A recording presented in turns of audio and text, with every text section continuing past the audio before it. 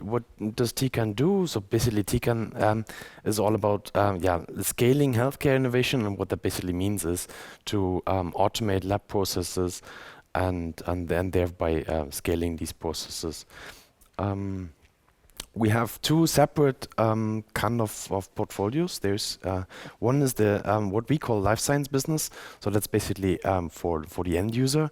So that's basically where we are shipping like liquid handling robots or plate readers, the bulky ones from the last presentation, actually.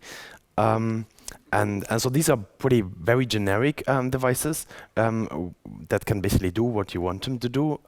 What basically means as an end user, you basically have to decide what the instrument should actually, or what this device should actually do. And we also have what we call partnering business, where we are basically just OEMs. So we typically partner up with a diagnostic company that would basically come to us and say, here is our assay. Please build an instrument or a solution for us that basically automates that process with high throughput. And then this instrument is sold under not under our brand, but basically under the brand of the customer. And but these are more like closed systems where you can, for instance, this one here is this one is an instrument that does blood typing, and there the user is actually a nurse that doesn't really have a complete understanding, not necessarily what is actually going on. It's just loading the instrument and pressing the start button and wait for the results to happen. Why am I telling this? Because that basically has an interesting thing, because we cover both areas. We basically also cover everything in between. That means what typically happens is that diagnostics companies would basically use our LSB instruments or LSB devices in order to develop a certain assay and develop reagents and do basically do the research part of this, and then gradually, as the process matures, it eventually comes into more clinical applications, and then it's more not less this open world where you can basically do whatever, down to more a closed world where the instruments would eventually really pretty much know what they're doing. And we do this in many different application areas, but what the implication is for integrations, because what we're basically doing is, as I said, these liquid handling robots. We sometimes have also things like microplate readers that we develop or create ourselves, but others like thermocyclers or shakers, we sometimes also just take third-party devices. And now the important thing is, in order to basically ensure a smooth transition from the development of an assay down to clinical applications, it's of course important that the behavior of the process basically stays the same, because otherwise you have to start from scratch. So it would be very nice to basically use kind of the same software to integrate devices in both worlds, even though they are completely different. And also the requirements that we would have for a standard are quite different, because whereas in this partnering business world where you have closed applications, efficiency is of course important, security is important, and you still won't like to be able to integrate whatever device does the job and the best fits the purpose.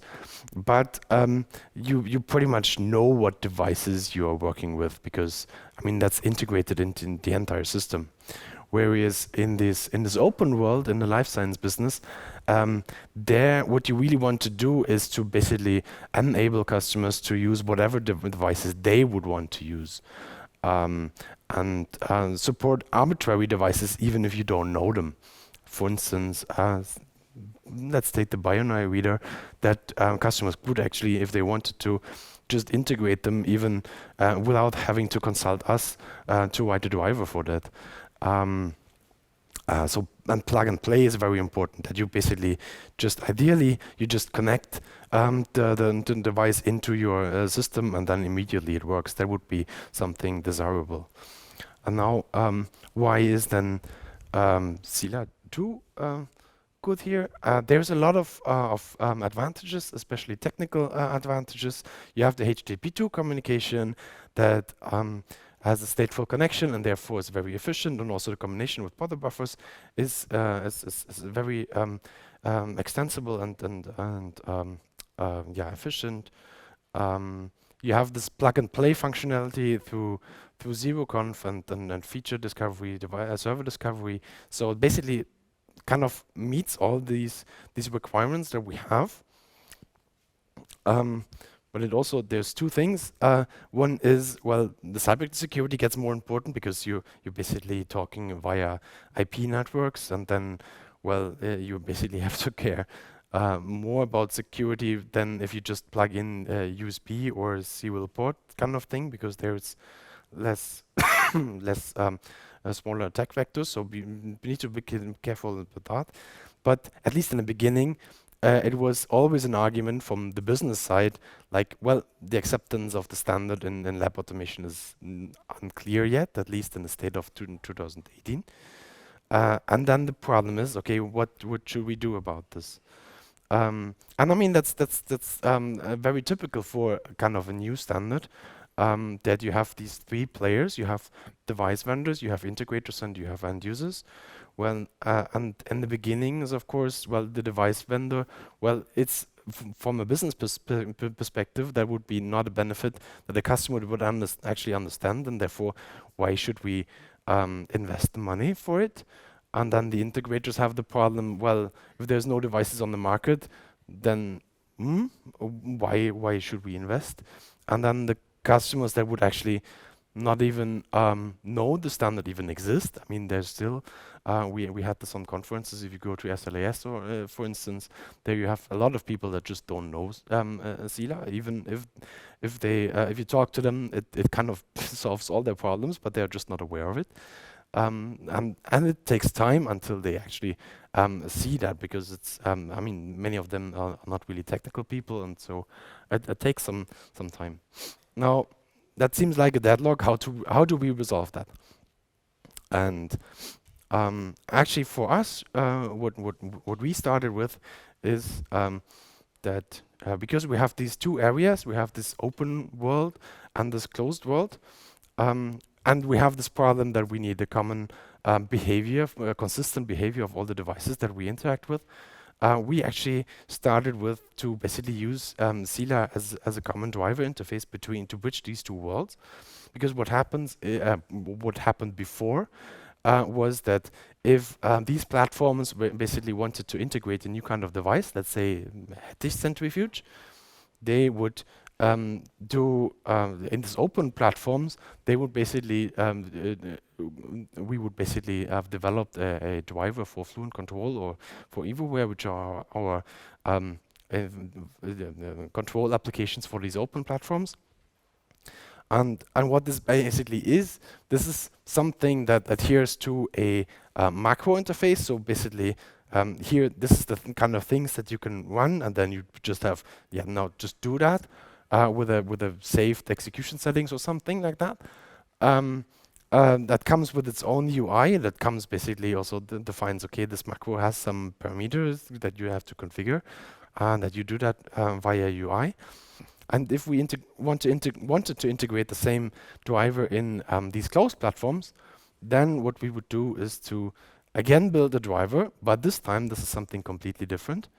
And I forgot. I mean, this is basically integrated upon request and once out of process. In this closed world, there is no UI at all, because I mean it's one process that you're doing in the end of the day, and you just have one interface that's basically a one button, or maybe you configure something like for which samples do you want to run which part of the process, and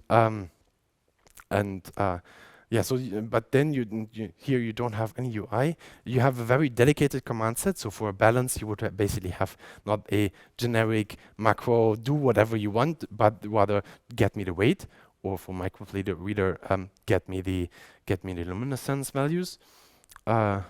So that I can process them, because in these closed worlds, you pretty much know what you have to do with these values. And then of course we have also other problems, other platforms, and they would basically would develop yet another driver sometimes, and that's not very sustainable, of course. And what we basically want to do that to turn this picture around, to basically say, okay, we just always develop this on this driver that we would normally develop for this closed platform, because that's basically describes exactly what functionality the device would offer, and then we would basically expose that to the other platforms. And the good thing is that SiLA allows exactly that, because you have this separation of the different parts of the standard, because the part E and A and B, they pretty much define just to describe what is the device functionality and how to actually expose that. And then the part of what is actually the functionality, that's completely separated, and that's independent of the other two. So you can basically that you can also describe the device interfaces in more detail.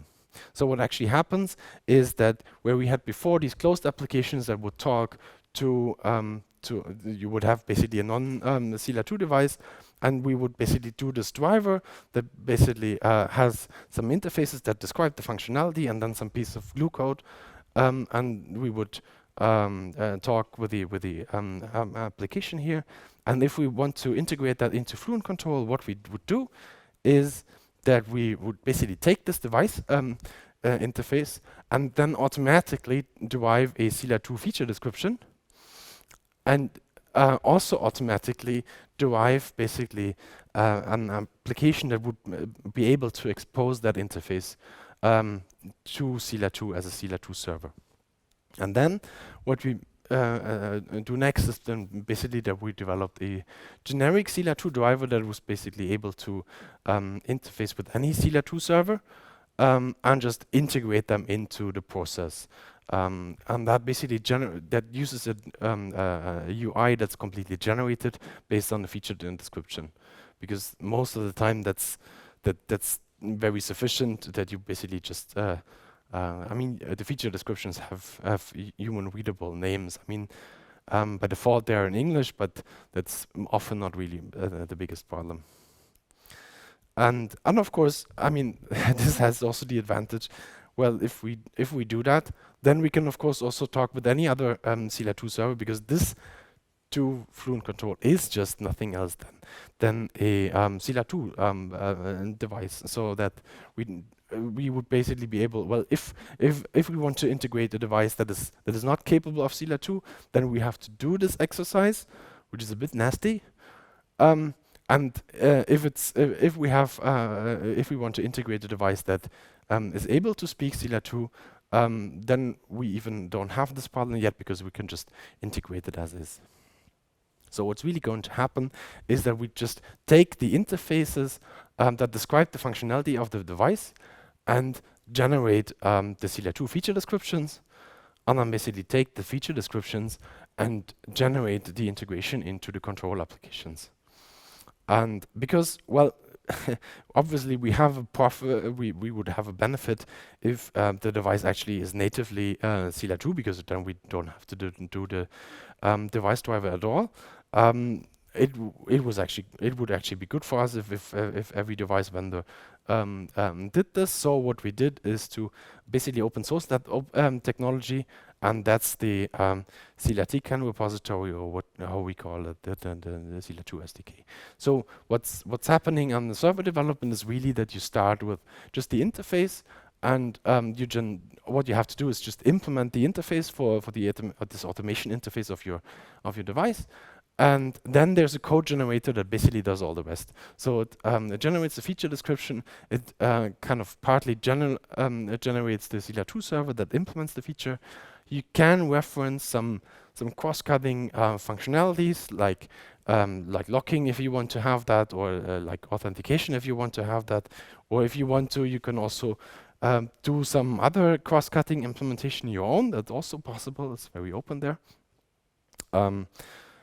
Or also, because we even also open source the client part of it, where you would basically start with, okay, here's the feature description, and then you can also use the code generator to generate an interface and generate a client class that basically implements this generated interface by just calling into the SiLA 2 server.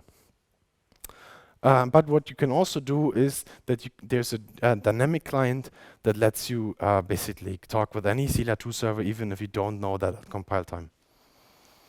And that what that basically means is that we were able to basically, or we were able to actually convince product management to invest into SiLA 2, because basically then we had two things. We were basically acting as a device vendor and as an integrator at the same time, and then that started to make sense.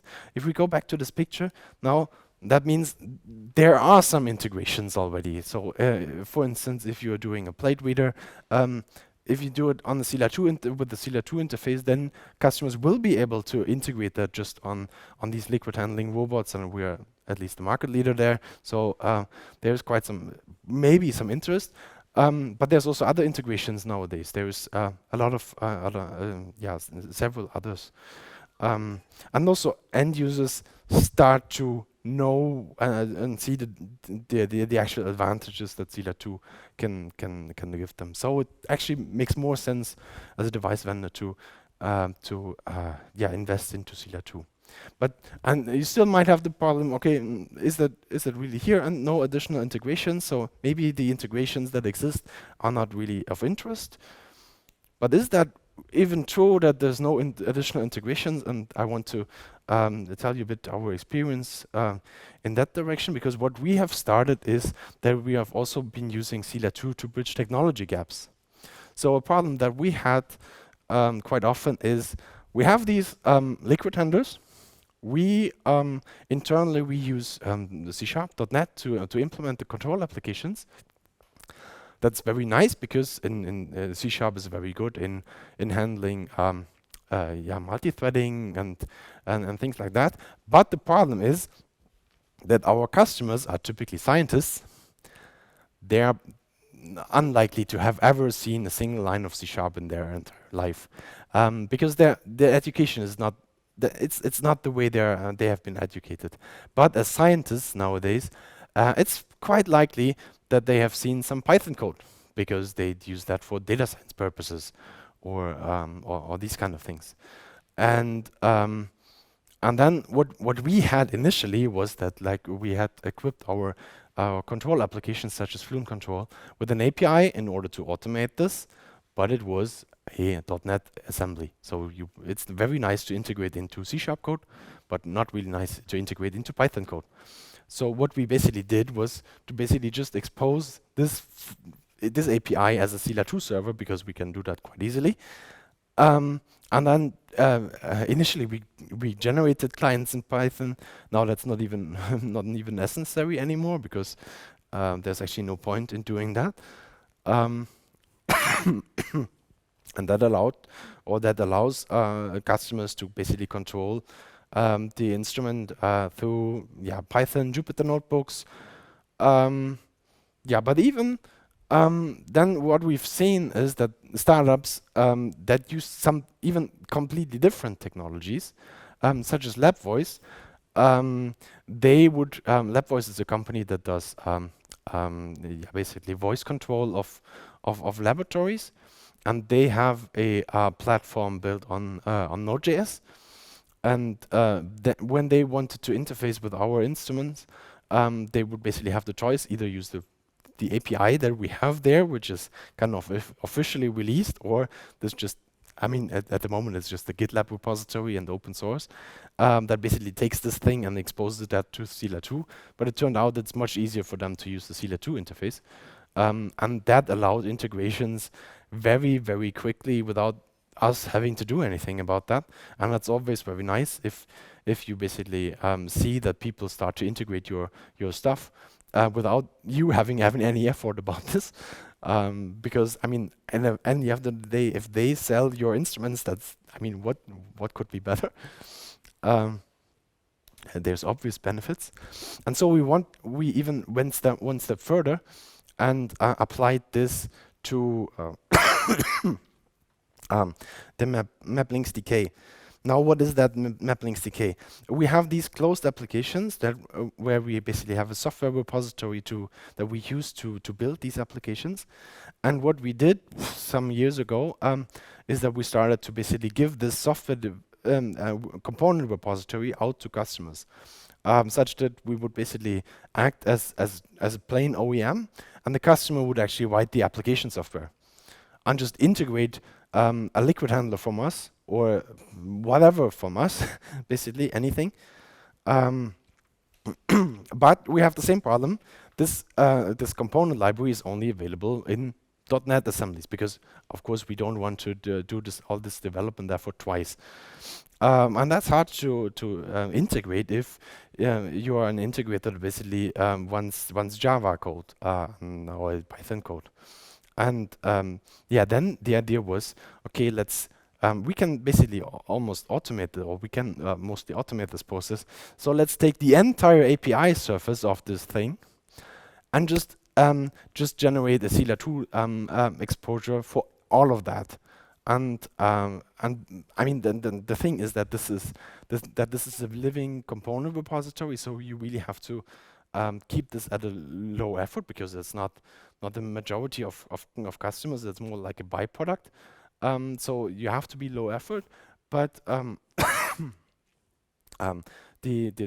this generic way of exposing interfaces to SiLA 2 has basically allowed us to do that. That we can basically just expose, yeah, as I said, the entire API service basically. And there's now also customers that integrate this. I mean, the customer that we had was interested in using Python there. To basically just take the hardware from us and integrate that into a control application that's built on Python. So concluding, exposing interfaces through SiLA 2 is quite easy, particularly if you design the interface for it. But as the last exercise have told us, it's even possible if you don't. It's possible to completely automate that process, and that basically proves that it's quite easy to do because you can automate it. It's possible to just reuse cross-cutting feature implementations, which is a very nice thing because it also gives you consistent behavior.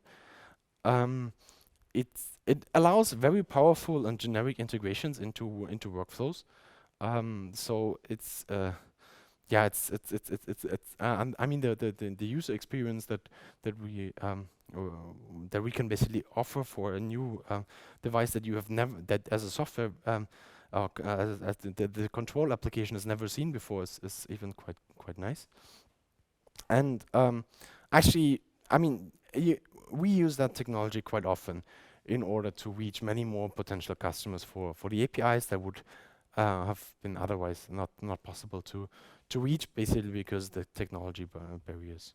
And all of this, at least for .NET developments, is open source and available for free, and you can use it. So there's actually no reason not to do that, I guess. Excellent. Thank you very much. Thank you very much, Georg.